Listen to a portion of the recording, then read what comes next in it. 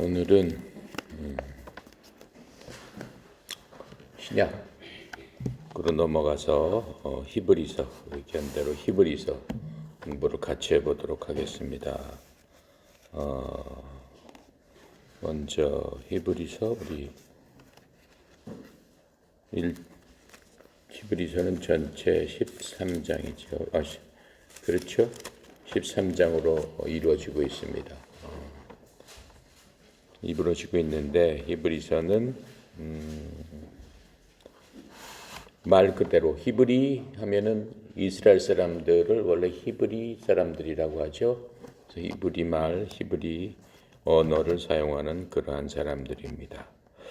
히브리서 하면은 이스라엘 사람들에 대한 얘기죠. 그런 얘기인데, 근데 이건 신약에 있어요. 우리가 공부한 구약에서 창세기하고 출애굽기를 통해서 하나님께서 많은 인류 중에서 히브리인들을 하나님의 백성으로 삼으시기 시작했던 그 기원과 또 그들의 가족을 통해서 부족이 생기고 부족을 통해서 지파가 생기면서 이제 나라로 이루어지는 그러한 구성을 우리가 봐왔습니다. 매 순간순간마다 한 사람한테 약속했던 그 하나님께서 국가적으로 그 약속을 지켜가시면서 이제는 그 구약 시대 때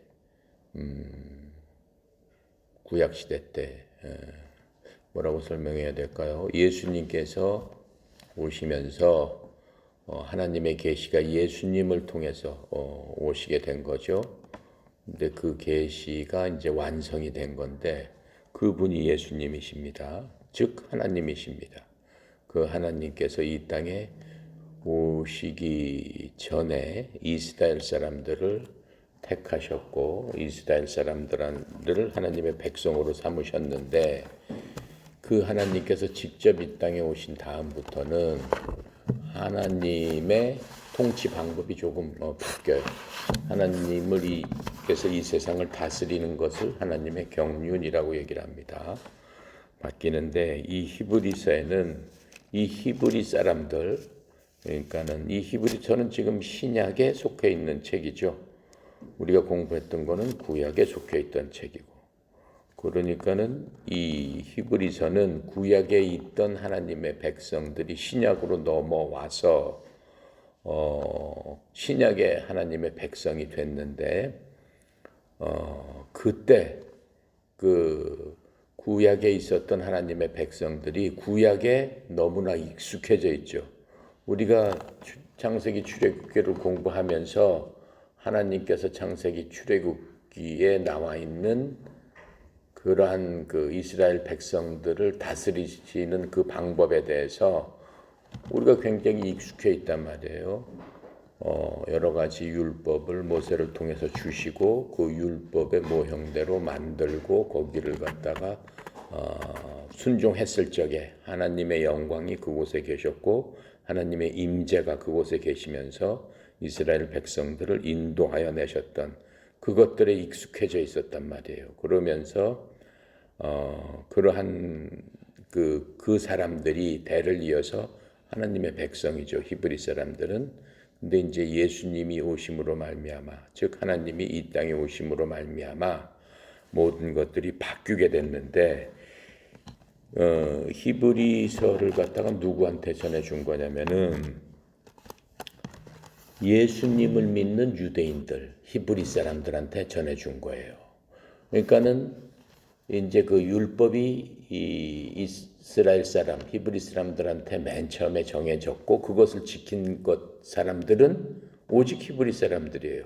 이방 민족들한테 니네들도 율법을 좀 지켜라 이렇게 얘기한 적이 없어요.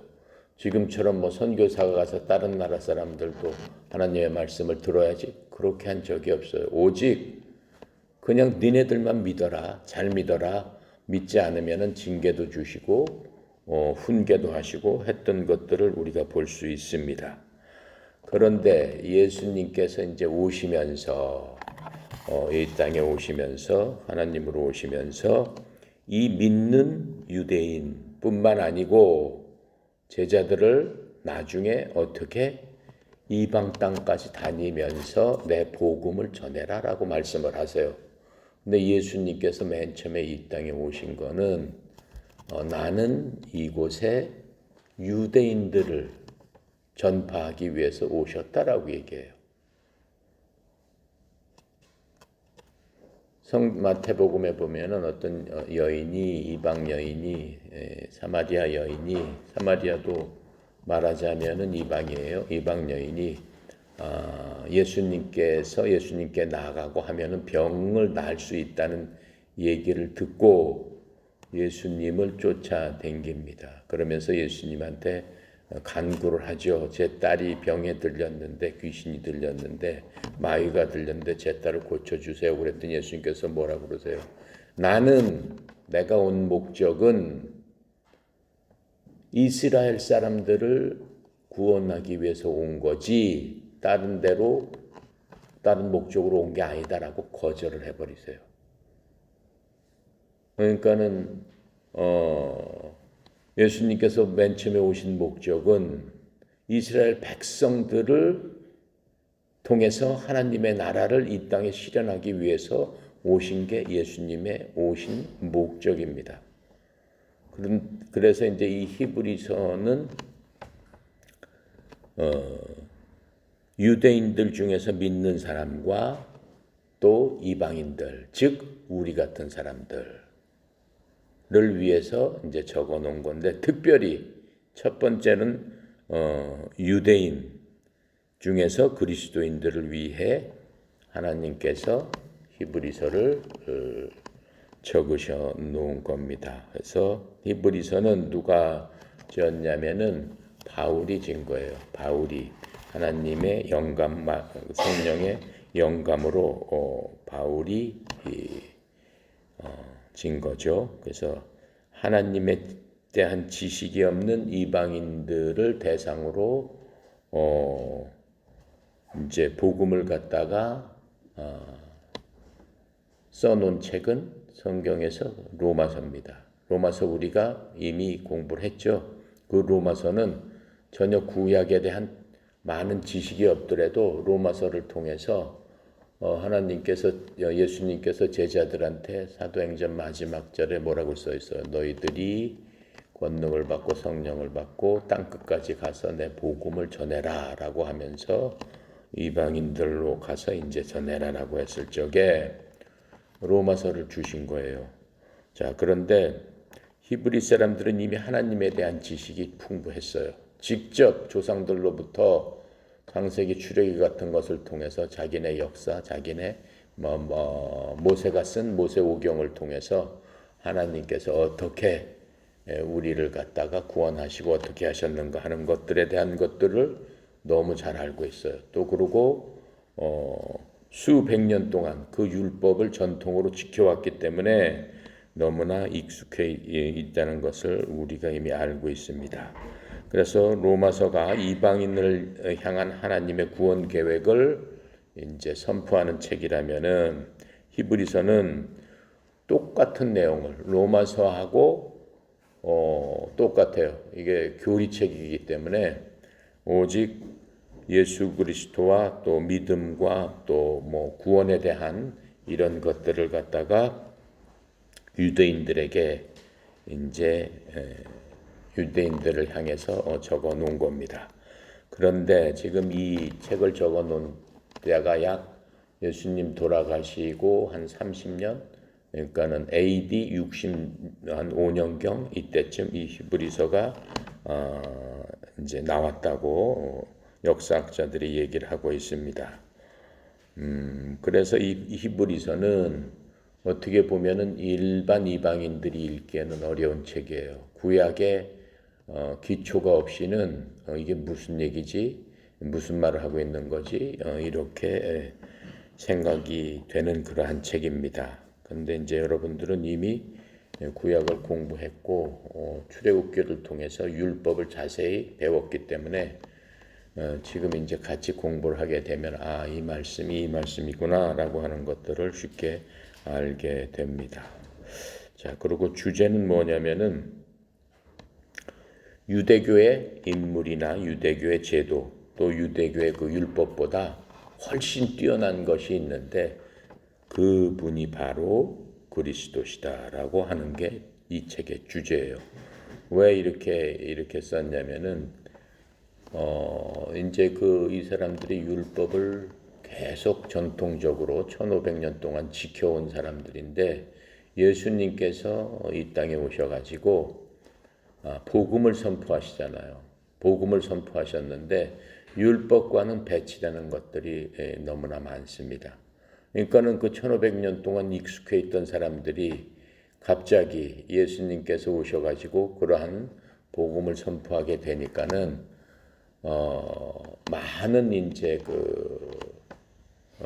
유대인들은 그걸 받아들이지 않죠. 결국은 받아들이지 않음으로써 예수님을 죽이게 되는 거예요. 신성모독했다고 그래서 자기들이 생각했던 그러한 종교에 대해서 반하면서 또 본인이 하나님이라고 하는 그러한 것들을 통해서 예수님을 잡아 죽이게 되는 거죠. 그 중에서는 믿는 사람들이 있었잖아요. 제자들이 믿었고 또 예수님의 어떤 이적과 기적과 이런 것을 보면서 12제자가 있었고 70명의 또 제자들이 있었고 수천 명의 사람들이 예수님 돌아가신 후에 베드로나 이런 지도자들의 설교를 듣고 그리스도를 믿게 되는 이제 그러한 시기입니다. 그런데 예수님 돌아가신 다음에 이 사람들이 약간 혼동을 하기 시작해요. 그렇더라도 율법을 지켜야 되지 않느냐라고 하는 그러한 이제 생각들을 갖고 있는 지도자들이 나오게 되고 또 율법과 함께 그 모든 것들을 해야 된다라고 하는 더 강경한 사람들도 나오게 됩니다. 그러니까는 이제 제자들이 생각했을 적에 뒤로 돌아가게 되는 거죠. 율법으로 돌아가게 되는 그러한 시대를 맞게 됩니다. 거기에 대해서 이제 강력하게 이 사람들한테 대해서 그리스도에 대해서 그리스도 복음에 대해서 확실하게 해줄 필요가 있었습니다. 그게 바로 이제 히브리서입니다. 그래서 이 히브리서를 쓴 그 목적은 그리스도인들에게 예수 그리스도의 뛰어나심을 보여주고 그분께만 초점을 맞춰야 된다라고 하는 거예요. 율법에다 초점을 맞추면 안 된다라고 지금 하고 있는 그런 내용입니다. 그리고 복음의 초기에는 대다수 성도들이 유대인이었죠. 그 다음에 한참 지난 후에야 이제 유대 이방인들이 예수님을 믿게 됩니다. 처음으로 예수님을 믿게 된 사람이 고넬료라고 해가지고 이제 사도행전에 보면은 나오게 되는 겁니다. 그래서 이 유대인들이 대부분 예수님을 믿기 시작한 그 교회를 형성했기 때문에 당연히 유대교가 큰 영향을 미치고 있었으면 두말할 나위가 없습니다. 근데 이제 이 유대인 교사들이 기독교로 이제 원래 전통 유대교를 믿는 사람들이 기독교로 어떻게 개종한 그 같은 유대인 사람들에게 다시 유대교로 복귀해야 된다라고 하는 것들을 계속적으로 얘기를 하고 있죠. 그리고 유대교에서는 어떻게 해요? 유대교 전통 1500년이나 됐으니까 이 사람들이 기독교를 믿는 사람을 전국을 돌아다니면서 잡아가지고 끌어다가 죽이기도 하고 하는 그런 일들을 했습니다. 그 중에서 제일 앞장섰던 사람이 이제 히브리서를 썼던 바울입니다. 바울이 유대교의 신봉자로서 아주 유대교를 믿는 사람 중에서는 엘리트 청년이었는데 그러한 일에 제일 앞장섰던 사람입니다. 자, 그래서 이제 이런 거에 대항해서 예수님께서 천세와 모세와 여호수아와 그 다음에 아론과 우리가 배웠던 그 아론의 아들들 또 레위 제사장들과 또 우리가 배웠던 그 모형들 있죠. 여러 가지 성전에 쌓였던 성소에 넣었던 이러한 모형들 이러한 제기 어떠한 것보다도 그리스도가 최고다. 그리스도가 우월하다. 이 모든 것들을 합쳐도 그리스도와 견줄 수 없다라고 하는 것들을 증명할 필요가 있었습니다. 히브리서가 그것을 증명하고 있는 그러한 책입니다. 자, 그래서 이제는 실체가 옴으로써 모형은 완전히 폐기되어졌다라고 하는 것을 얘기하고 있는 거예요. 우리가 그 출애굽기 40장을 공부하면서 하나하나 어떻게 만들고 자세하게 이제 우리가 배웠습니다. 그리고 그게 무엇을 상징하는지를 배웠는데 그것은 전부 다 실체, 앞으로 올 것의 모형이다라고 얘기를 했어요. 근데 이제는 예수님께서 실체 이 땅에 오셨다라고 하는 거예요. 자, 그러면서 실제로 왔기 때문에 구약에서 중요하게 생각했던 모든 것들은 폐기되어야 된다라고 하는 것들을 이제 강조하고 있습니다. 그렇게 하고 이 히브리서에서 이제 중요한 단어들이 있어요. 계속적으로 나오는 단어들이 있는데 중요한 단어 중에 하나는 뭐냐면은 더 나은이에요. 영어로는 better, 뭐뭐보다 더 낫다. 그러니까는 그리스도가 율법의 모든 것보다 훨씬 낫다라고 하면서 계속 비교해 주면서 얘기를 해주고 있는 것들을 이제 볼 수 있습니다. 두 번째로는 완전하다라는 그러한 단어예요. 영어로는 퍼펙트하다라고 그러죠. 퍼펙트 게임 있죠. 퍼펙션, 완전하다라고 하는 그러한 단어로서 예수님께서 이 땅에 오셔서 율법은 불완전한 것인데 하나님께서 완전하게 해주셨다라고 하는 그러한 단어가 계속 나오면서 비교해서 얘기를 해주고 있습니다. 그 다음에는 영원하다라고 하는 단어가 계속 나옵니다. 구약은 영원하지 않습니다. 구약은 그때마다 바뀌어요. 시대마다 바뀌었어요.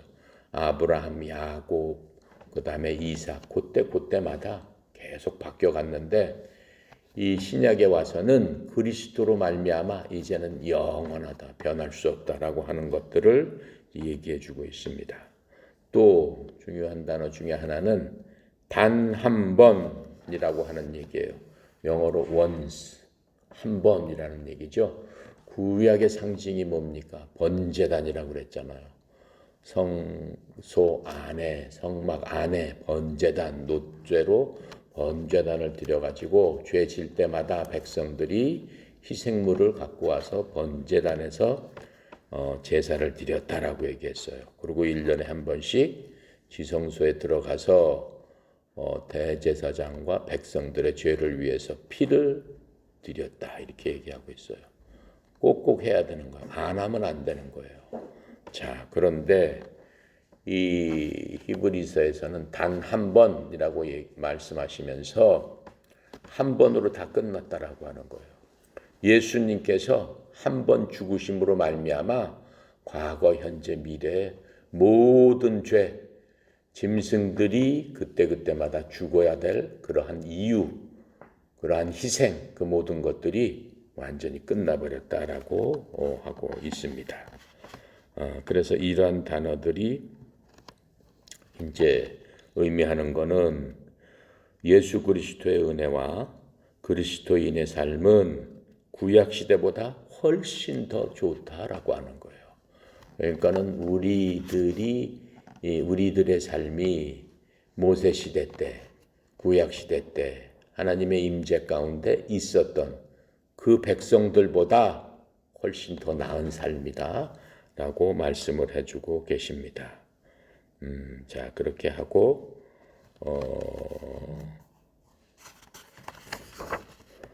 이제 보면은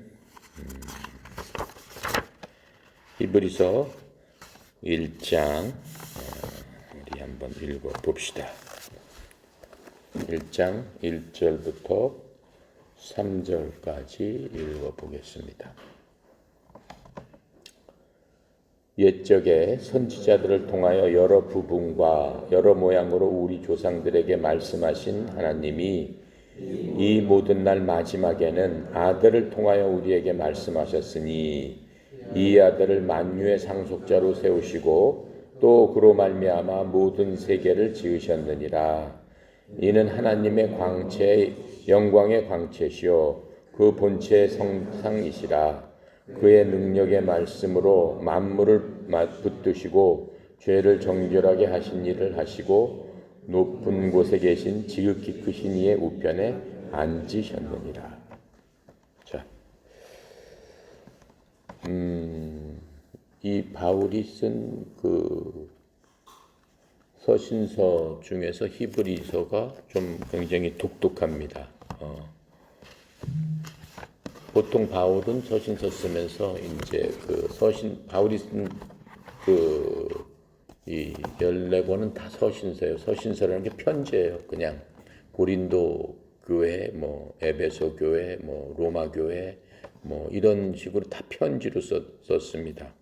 자, 그런데 보통 뭐 인사말도 하고 뭐 이렇게 뭐 서론으로 있는데 지금 이 히브리서는 그냥 바로 본론으로 들어갑니다. 본론으로 들어가면서 그리스도는 누군가라고 하는 그러한 얘기로 들어가는 거예요.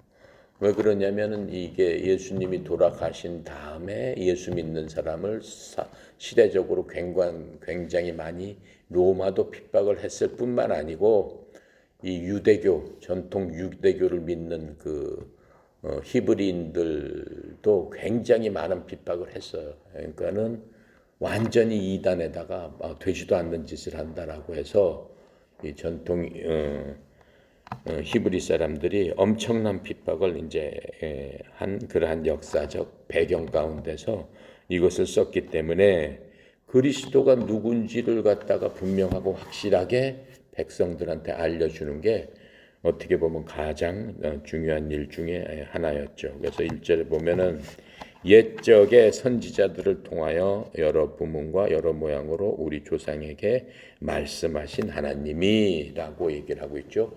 옛적 하면은 지나간 때를 얘기하는 거예요. 지나간 때가 언제예요? 히브리 사람들은 지나간 때, 히브리 자기 조상들이 아브라함부터 시작해가지고 아브라함, 이삭, 야곱, 그 다음에 12지파 이렇게 쭉 내려오는 그 조상 그때로부터 이제 얘기를 하는 거예요. 그리고 2절에 보면 이 마지막 날에는 이라고 얘기를 하고 있어요. 그러니까는 두 개를 대비해서 얘기를 하고 있죠. 지나간 때하고 마지막 때. 마지막 때는 그 현재를 얘기하는 거예요.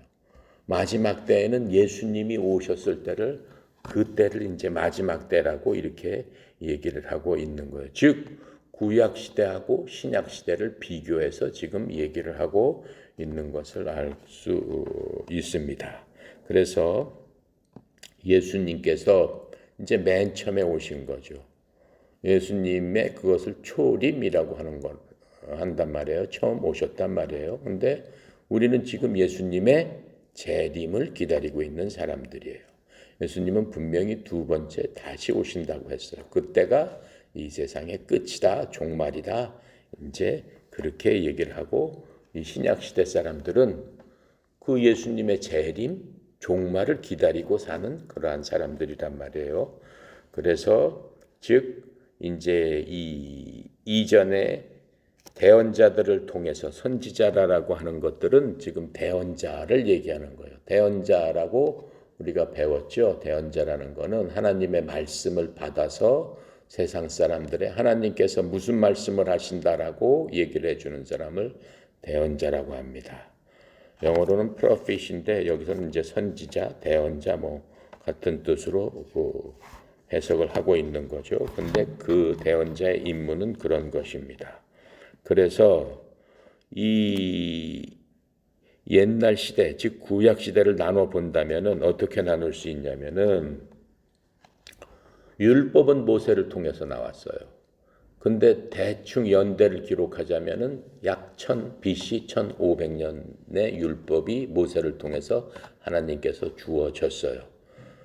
근데 이 땅의 조상은 율법이 생기기 2500년 전, 즉 예수님이 이 땅에 오시기 4000년 전에 이 사람들은 하나님께서 인간을 지으셨고 그 인간 세계는 BC 4000년부터 시작되는 겁니다. 그러면은 이전 시대를 구분해 본다면은 이 BC 4000년부터 어떻게 율법이 지어지기 전까지, 즉 BC 4000년부터 BC 1500년까지를 하나의 율법 이전에 하나님께서 이 땅을 다스렸던 그 시대로 나눌 수 있죠. 그러니까 율법 이전에 하나님의 경륜이 BC 4000년부터 BC 1500년까지 있었고, 그 다음에 율법을 통해서 우리가 배운 대로 하나님께서 어떻게 살아야 된다라고 하신 율법 경륜이 BC 1500년부터 예수님 돌아가시기까지 AD 30년까지 율법 경륜이에요. 그 율법 이후 경륜은 AD 30년부터 예수님 오실 때까지 지금도 진행 중이란 말이에요. 그런데 이제 율법 경륜은 예수님이 이 땅에 계셨을 적에도 예수님도 율법에 의해서 지배를 받으신 분이란 말이에요. 예수님도 그 율법 그 지배하에 이 땅에서 태어나신 분이에요. 그러니까 예수님께서 돌아가신 이후에 신약은 시작이 되는 겁니다. 그래서 이제 지금은 이제 신약 시대죠. 신약 시대는 율법 이후는 하나님께서 교회라는 그러한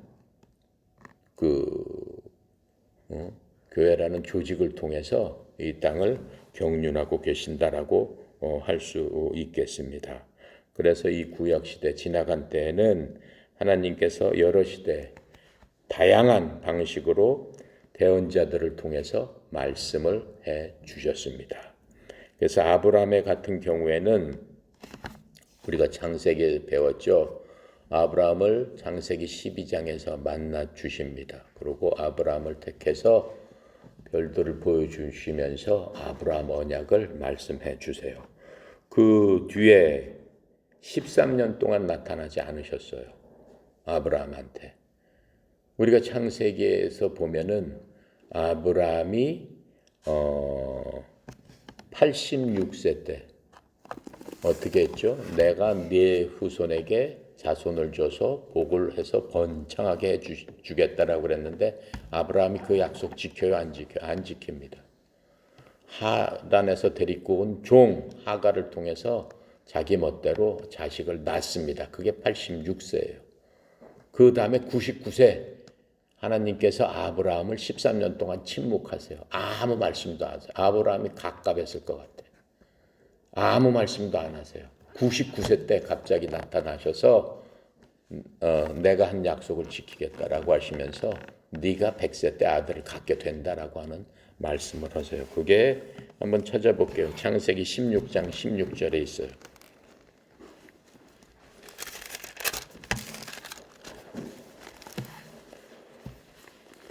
자, 신약 20페이지, 구약 20페이지, 창세기 16장 16절 보세요.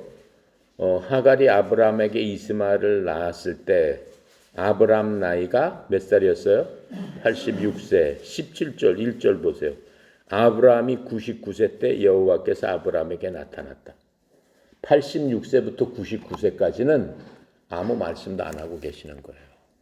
그러면서 99세 때 나타나시는. 그게 이제 그런 식으로 하나님의 경륜이 이 땅에 이제 하시는 것을 알 수 있어요. 근데 이 역사적으로 이 성경에서 하나님께서 침묵하실 때가 특별한 경우가 있어요. 침묵하실 때 백성들이 하나님께 범죄했을 적에 하나님께서 말씀을 안 하세요. 아무리 찾으려고 해도 하나님께서 말씀을 안 하세요. 구체적인 경우가 언제 있었냐면은 이 성경 마지막 책이 말라기예요. 말라기 구약의 마지막 책이 말라기예요. 그 다음에 신약으로 넘어가는데 예수님이 태어나시는 그 마태복음, 말라기하고 마태복음 사이에 역사가 몇 년이 있냐면 400년이 있어요. 400년 동안 하나님께서는 한 말씀도 안 하세요. 선지자들, 대언자들이 있었지만은 한 말씀도 하시지 않으세요. 자, 그렇게 하면서 이제 하나님께서 침묵하시는 그 때를 우리가 알 수 있습니다. 자, 그렇게 하고 여기서 이러한 때에 선지자, 대언자를 통해서 여러 부문과 여러 모양으로 우리한테 얘기를 했죠. 모세를 통해서는 율법을, 그 다음에 성소를 어떻게 만들어라, 지성소를 만들어라, 나한테 어떻게 제사를 지내라라고 하면서 여러 부문으로 얘기했어요. 그 밖에도 여러 대언자를 통해서 그때마다 시간마다 사건마다 하나님께서 그때 필요한 것들을 각각 대언자들을 통해서 그 케이스별로 계속 얘기해 주시는 것을 우리가 구약을 통해서 알 수 있습니다. 자, 그렇게 하고 이제 우리 조상들이라고 그랬어요. 우리 조상들에게 말씀하신 하나님이 이제 바울이 자기 조상이니까 누구겠어요? 맨 처음에는 아브라함이죠. 이삭과 야곱과 12족장과 유대인들의 육체적 조상들, 그 조상들에게 말씀하셨다라고 하는 거예요. 자, 그러면서 이제는 이 모든 날 마지막에는 이제 어떻게 자신의 아들을 통해서 우리에게 말씀하신다라고 하는 거예요. 자기 아들을 통해서 말씀하신다. 하나님께서 그 전에 계시는 누구한테 주셨다고 그랬어요. 대언자들, 선지자들 통해서 주셨는데 이제 마지막에는 누구를 아들을 통해서 하나님께서 직접 말씀을 하신다라고 하는 거예요.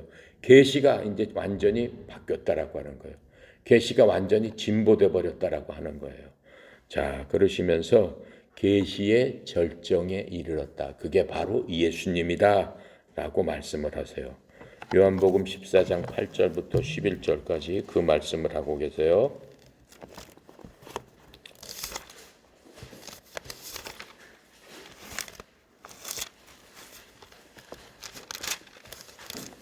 요한복음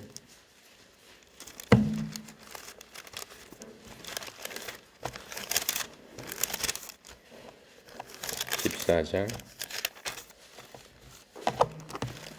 8절부터 11절 한번 읽어볼게요. 자, 계시가 어떻게 이루어졌나? 빌립이 이르되 주여 아버지를 우리에게 보여 주옵소서. 그리하면 족하겠네이다. 예수께서 이르시되 빌립아 내가 이렇게 오래 너희와 함께 있으되 내가 나를 알지 못하느냐? 나를 본 자는 아버지를 보았거늘 어찌하여 아버지를 보이라 하시나? 그러니까는 계시를 보여주세요라고 하는 거예요. 보여달라는 말이 한자어로 계시잖아요. 자, 그렇게 하니까는 11절에 내가 아버지 안에 거하고 아버지께서 내 안에 계심을 믿으라. 그렇지 못하겠거든 행하는 그 일로 말미암아 나를 믿으라라고 하시면서 계시의 본체가 바로 나다라고 하는 것들을 이제 요한복음에서 제자들한테 확실하게 말씀을 해주고 있는 것들을 우리가 볼 수 있어요. 자, 그러면서 구약의 계시에 비해서 예수님은 어떻게 완전히 명확하다라고 하는 거예요. 구약의 계시는 이렇게 명확하지가 않습니다. 하나님께서 모양으로 형상으로 그냥 그림자로 보여주셨기 때문에 명확하게 나타나 있지 않아요. 그래서 어떻게 명확하게 이제 그 신약에 와서 나타내 주시냐면은 하나님의 성품을 보여주시는 거예요. 직접적으로 인간 사이에 계시면서 임마누엘로 계시면서 성품이 어떻다라고 하는 것들을 그냥 보여주시는 거예요. 성품은 어떻다라고 하는 거예요. 하나님의 성품은 구약에서도 우리가 하나님의 성품을 어렴풋이 봤어요. 어디서 봤어요? 시내산에서. 그렇죠? 시내산에서 하나님의 그러한 그 두려움 이런 모든 것들을 하나님의 영광, 하나님의 능력, 파워 이런 것들을 그러한 형상을 통해서 막 불기둥, 구름기둥 막 이런 것들을 통해서 이렇게 보여주셨어요. 근데 그건 그림자다라고 하는 거예요. 그런데 우리가 이 사복음서를 읽어봤을 적에 하나님의 성품은 어떤 거예요? 인간 속에 같이 거하시면서 거룩하지만은 긍휼이 많으신 분이구나.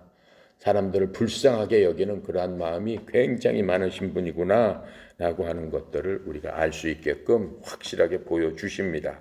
또 그렇게 하고 또 예수님께서 이 땅에서 보여주신 것은 하나님과 화목하는 방법을 보여주셨어요. 예전에는 어떻게 했어요? 죄 지으면은 성막 지어가지고 번제단 뭐 이런 기구 같은 거 많이 지어가지고 거기다 어떻게 하고 피를 뿌리고 뭘 하고 떡을 놓고 뭘 해서 니네 죄를 갖다가 등불을 밝히고 향내를 피고 이런 식으로 해가지고 뭔가를 갖다가 열심히 해서 하나님의 마음을 위로하고 하나님께 긍휼을 구해라라고 하는 거지만 구약에 와서는 그런 거 다 필요 없다라고 하는 거예요. 그냥 딱 하나로 보여주신 거예요. 뭘로 보여주셨어요? 예수 그리스도 본인의 죽음으로 말미암아 보여주신 거예요. 그러면서 그런 거 다 치워버리고 이제 내 죽음을 네 죽음으로써 받아들여라 라고 하는 거예요. 그러니까 네가 다 죽어라 라고 하는 거예요. 그러면 확실하지 않느냐라고 하는 거예요. 그 대신 네가 나하고 같이 죽자라고 하시는 거예요. 같이 죽고 어떻게? 부활해라라고 하시는 거예요. 자, 그렇게 해서 확실히 보여주시고 또 하나는 뭐예요? 예수님께서 도덕적인 교훈, 도덕적인 설교 이걸 말씀하시는 거예요. 산상수훈이라고 우리가 배웠습니다. 마음이 가난한 자는 뭐 어떻게 해야 되고 가난한 자는 뭐 복이 있나니 그거 다 산상수훈이에요. 산상수훈은 하나님의 왕국에 속한 하나님의 백성들이 가져야 될 마음이다라고 하는 거예요.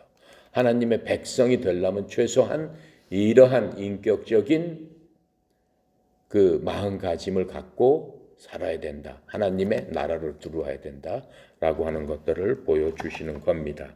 그래서 확실하게 보여주셨어요. 그 다음에 천국, 지옥 그것도 확실하게 보여주셨어요. 그 다음에 부활 그것도 확실하게 보여주셨어요. 본인 스스로 부활하시면서 확실하게 보여주셨어요. 그리고 앞으로 있을 미래의 심판, 그 다음에 인류의 최종 역사는 어떻게 된다.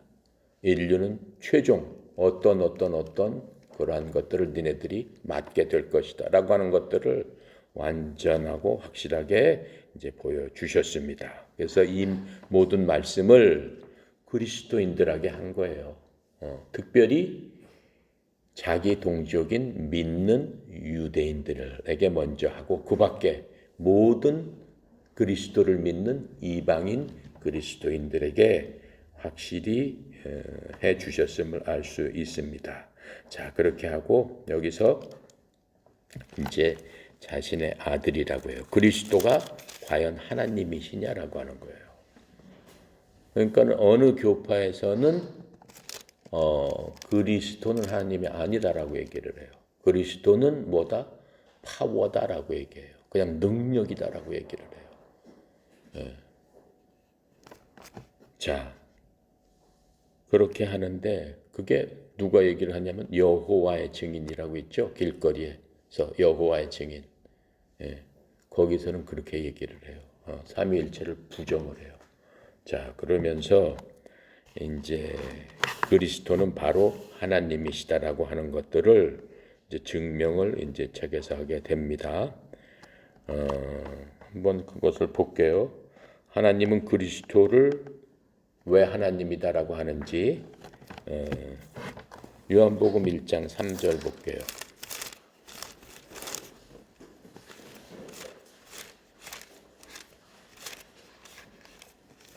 요한복음 1장 3절 같이 읽어볼게요. 만물이 그로 말미암아 지은 바 되었으니 지은 것이 하나도 그가 없이는 된 것이 없느니라 이렇게 얘기를 하고 있어요. 자, 그러면은 만물이 그로 말미암아 된데 그가 누구냐를 볼게요. 1절 다시 읽어봅시다. 태초에 말씀이 계시니라. 이 말씀이 하나님과 함께 계셨으니 이 말씀은 곧 하나님이라 이렇게 얘기를 하고 계세요. 말씀이 태초에 계셨다라고 하는 거. 말씀이 뭐예요? 말씀이 계셨다는 도대체 말씀이 뭐냐? 말씀은 말이에요. 말. 우리가 하는 이 말. 이 말 자체도 누가 만드신 거예요? 하나님께서 애당초에 우리가 먼저 한 게 아니에요. 하나님께서 하셨기 때문에 우리가 말을 할 수 있는 그러한 존재로 하나님께서 만들어 주셨단 말이에요. 근데 그 말이라는 게 원래가 있었다라고 얘기하는 거예요. 말이라는 게. 근데 그 말 자체는 바로 하나님이시다라고 얘기를 하는 거예요. 지금 1절에 그렇잖아요. 이 말씀이 하나님과 하셨으니 이 말씀이 곧 하나님이다. 그러니까 하나님이 한 분이 아니다라고 하는 거예요. 하나님은 한 하나님인데 인격체로 봐서는 한 인격체가 아니다라고 하는 거예요. 말씀도 인격체로 계셨고 하나님도 인격체도 계셨고라고 하는 게 지금 여기서 알 수 있어요. 그러면서 2절에 그가 태초에 하나님과 계셨다. 즉 이 말씀이 하나님과 계셨다라고 얘기하는. 그러니까는 애당초 말씀은 하나님이신데 인격절에서 지금 아버지 하나님과 같이 있었다라고 하는 거예요. 자, 말씀 하나님과 아버지 하나님 같은 하나님인데 이 세상을 만들 때 같이 계셨다라고 했어요. 그렇게 하고 만물이 그로 말미암아 지음 받았다. 만물이 그러니까는 사람도 만들고 못도 만들고 하는 게 다 누구로 말미암아 지어졌다는 거예요. 말씀으로 말미암아 지어졌다고 했잖아요. 그렇죠? 우리가 창세기 1장 1절 하나님께서 말씀으로 뭐가 있으라? 별이 있으라 했더니 별이 있어졌잖아요. 뭘로 지은 거야? 말씀으로 지었단 말이에요. 근데 그 말씀은 바로 하나님이시다라고 하는 거예요. 그러니까 하나님께서 다 지으셨는데 그분이 예수다라고 얘기하는 거예요. 그러니까 예수님은 애당초에 계셨다라고 하는 거예요. 그러면 그 말씀이 어떻게 예수냐? 1장 17절 볼까요? 17절. 14절. 요한복음 1장 14절. 이 말씀이 뭐가 됐다고 그랬어요? 육신이 됐단 말이에요. 사람이 됐단 말이에요. 그 말씀으로 막 지었고 물고기가 있어라 했더니 그 물고기 모든 동물들아 생겨라 모든 식물아 생겨라 그랬더니 종대로 시대로 수백만 개가 다 만들어진 그 말씀이 뭘로 왔다는 얘기예요. 육신으로 왔다는 거예요. 우리처럼 육신으로 돼서 왔다는 거예요. 여러분은 어떻게 왔어요? 육신으로 왔잖아. 누굴 통해서? 엄마 아빠를 통해서 육신으로 왔잖아. 그렇게 오셨다라고 하는 거예요. 그분이. 그래서 하나님이 이 땅에 오셨는데 그분이 말씀인데 그분이 예수님이다라고 하는 거예요. 말씀이 육신이 돼서 우리 가운데 거하심에 우리 가운데 거했다는 게 뭐예요? 인간이 사는데 거했단 말이에요. 살고 계신단 말이에요. 우리가 그의 영광을 보니 아버지의 독생자의 영광이요 은혜와 진리가 충만하더라. 이렇게 지금 이 얘기를 하는 거잖아요. 그러니까는 예수님께서 하나님이다라고 얘기하는 거예요. 근데 그분의 본체는 말씀이시다라고 얘기하는 거예요. 그 말씀이 온 세상 우주 만물을 지었기 때문에 만물이 그가 없이는 될 수가 없잖아요. 말씀으로 다 지으셨기 때문에. 지금 그 말씀을 히브리서에서 이렇게 얘기를 해주고 있는 거예요. 그래서 마지막 내 아들을 통하여 우리에게 말씀하였으니 이 아들을 만유의 상속자로 세우셨다. 또 그로 말미암아 모든 세계를 지으셨느니라. 지금 모든 세계를 지었다라고 그랬잖아요. 그 말씀을 여기서 분명히 해주고 계시는 겁니다. 자, 그렇게 해서 즉 요한복음 한번 조금 더 볼게요. 20장 28절 볼게요.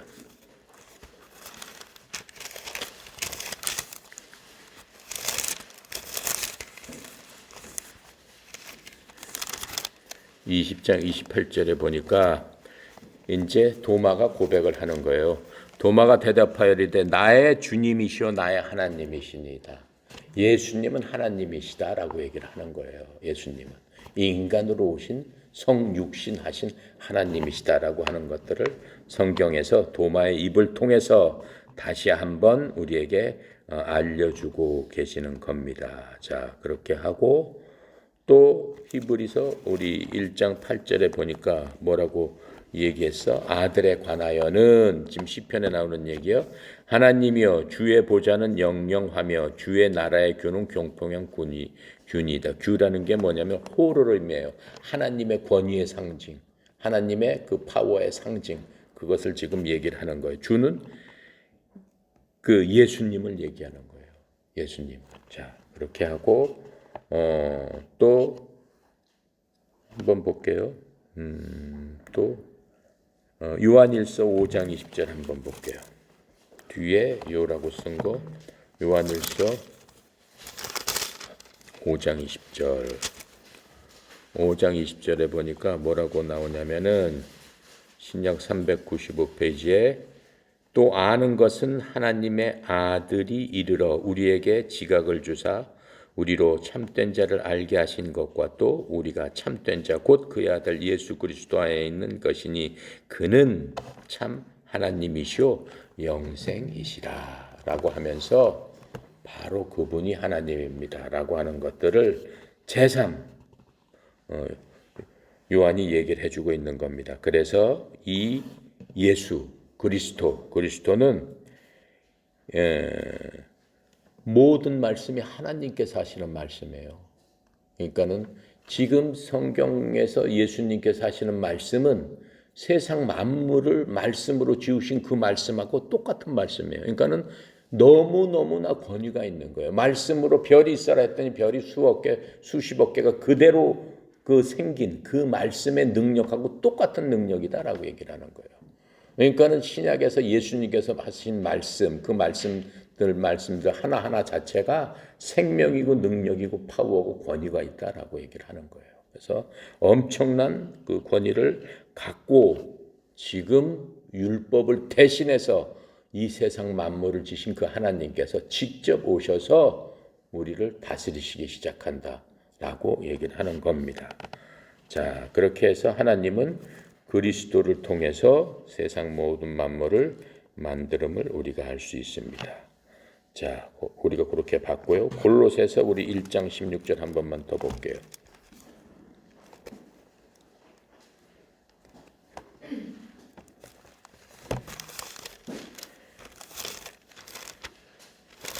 (324쪽에) 있죠.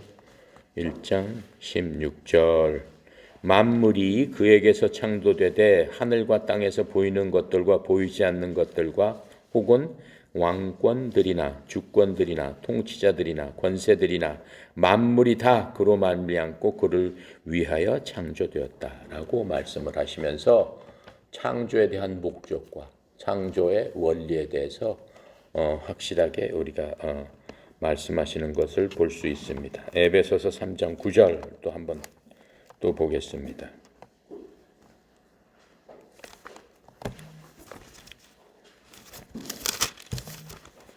에베소서 3장 9절 312페이지에 있어요. 신약 9절 영원부터 만물을 창조하신 하나님 속에 감추어졌던 비밀의 경륜이 어떠한 것을 드러내게 하려 하심이라. 예수님께서 지금 그렇게 오셨다라고 하는 거예요. 영원부터 만물을 창조하신 하나님 속에 감추어져 드러내 있던 비밀의 경륜이, 그렇죠? 이 신약에 인간으로 오셔가지고 그 경륜을 갖다가 이제 드러내겠다라고 하시는 거예요. 자, 그렇게 해서 이제 예수님께서 하나님이심을 우리가 알 수 있습니다. 그래서 그 하나님께서 이 모든 것들을 이제 말씀을 통해서 우리에게 주시기 시작하는 거예요. 자, 오늘은 여기까지 할게요. 여기까지 하고 이제 예수님께서 누구신가 하는 것들을 이제 우리가 알았습니다. 그것을 기본으로 해서 신약은 읽어야 됩니다. 자, 기도하고 마칩니다. 감사하시고 거룩하신 하나님 아버지, 참으로 은혜 감사합니다. 저희들 오늘부터 이제 하나님의 또 귀한 말씀인 히브리서를 통해서 우리 주 그리스도 안으로 들어가길 원합니다. 구약은 실체 모형이라고 하셨사오니 아버지 하나님이여, 우리가 그 모형도 우리가 참 보고 읽고 또 배웠을 적에 정말로 두렵고 떨리는 마음으로 살아계신 하나님께서 우리 인간들을 위해서, 믿는 사람들을 위해서 어떻게 하시는구나, 그것을 다 보여주셨는데 이제 인간 속으로 직접 오셔서 인간들에게 말씀으로 온 세상 만물을 창조하신 그분이 말씀으로 직접 우리들에게 말씀으로 주셨사오니 이제 그 말씀을 듣고 또 말씀을 깨달았을 때 듣는 저희들에게 지혜와 계시의 영을 부어주셔서 그리스도 안에서 참 자유를 얻을 수 있는 귀한 시간 될 수 있도록 히브리서를 통해서 저희들 각자에게 주님 친절하게 말씀하여 주셔서 우리 마음이 그리스도로 말미암아 충만하고 항상 그리스도 안에서 승리하는 그러한 믿음의 삶을 사는 저희들 다 되도록 주님께서 성령님을 통해서 역사하시고 도와주시옵소서.